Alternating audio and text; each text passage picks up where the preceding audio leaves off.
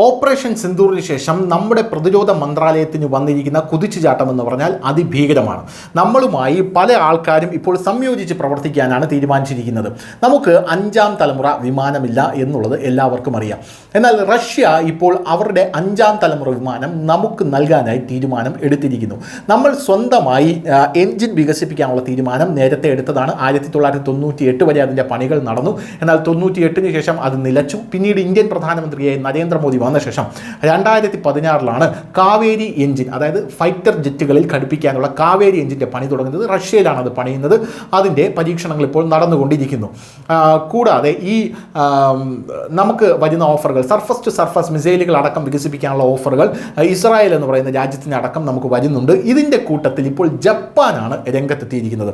Japan ഇപ്പോൾ ഇന്ത്യയുടെ AMCA 5.5 generation fighter പ്രോഗ്രാമിനായി IHI-XF91 എന്ന് പറയുന്ന എഞ്ചിനാണ് വാഗ്ദാനം ചെയ്തിരിക്കുന്നത്. ഒരു കാര്യം ആലോചിച്ച് നോക്കൂ, നമ്മൾ ഒരു കാലത്ത് അമേരിക്കയുടെ എഞ്ചിൻ ഉപയോഗിച്ചുകൊണ്ടിരുന്ന നമ്മുടെ രാജ്യം ഇപ്പോൾ ലോകരാജ്യങ്ങൾ നമുക്ക് മുന്നിൽ ഈ ഫൈറ്റർ ജെറ്റുകളുടെ, അതും 5ാം തലമുറ വിമാനങ്ങളുടെ ഫൈറ്റർ ജെറ്റുകളുടെ എഞ്ചിൻ ഓഫർ ചെയ്യുന്ന ഘട്ടത്തിലേക്കാണ് നമ്മൾ എത്തി നിൽക്കുന്നത്.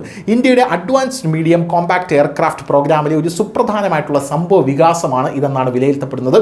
ഇന്ത്യൻ വ്യോമസേനയുടെ അടുത്ത തലമുറ 5.5 സ്റ്റെൽത്ത് ഫൈറ്ററിന് ശക്തി പകരുന്നതിനായി ജപ്പാൻ അതിൻ്റെ നൂതന IHI-XF91 എഞ്ചിൻ സഹവികസനത്തിനും പ്രാദേശിക ഉൽപ്പാദനത്തിനുമായി ഔദ്യോഗികമായി വാഗ്ദാനം ചെയ്തിരിക്കുന്നു എന്ന റിപ്പോർട്ടുകളാണ് പുറത്തുവരുന്നത്. AMCയുടെ എഞ്ചിൻ വികസനത്തിൽ ഇന്ത്യയുമായി സഹകരിക്കാൻ മത്സരിക്കുന്ന 4ാമത്തെ രാജ്യമായിട്ട് ജപ്പാൻ മാറുകയാണ്. ഇത് IAFൻ്റെ കർശനമായ ആവശ്യകതകൾ നിറവേറ്റുന്നതിനുള്ള ഒരു മത്സരം കൂടിയായി മാറിയിരിക്കുകയാണ്. അതായത് നമ്മളുമായി മത്സരിക്കുകയാണ് പല രാജ്യങ്ങളും നമ്മളുമായി കൊളാബറേറ്റ് ചെയ്യാൻ എന്നുള്ളതാണ് ഇതിൽ നിന്ന് മനസ്സിലാകുന്നത്.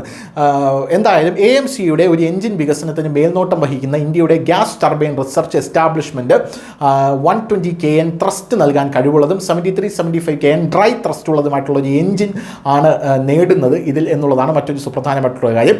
മെയ്ക്ക് ഇൻ ഇന്ത്യ സംരംഭത്തിന് കീഴിൽ പ്രതിരോധ നിർമ്മാണത്തിൽ സ്വയം പര്യാപ്തത കൈവരിക്കാനുള്ള രാജ്യത്തിൻ്റെ പ്രേരണയുമായി യോജിച്ച് ഇന്ത്യയിൽ പ്രാദേശിക ഉൽപ്പാദനത്തിലുള്ള വ്യവസ്ഥകൾ ജപ്പാൻ്റെ വാഗ്ദാനത്തിൽ ഉൾപ്പെടുന്നു. അതായത് ജപ്പാൻ തന്നെ ഇങ്ങോട്ട് പറയുകയാണ്, മെയ്ക്ക് ഇൻ ഇന്ത്യ പദ്ധതി ഞങ്ങൾ ഇത് ഇന്ത്യയിൽ നിർമ്മിച്ച് തരട്ടെ എന്ന് ജപ്പാൻ തന്നെ ചോദിക്കുകയാണ്.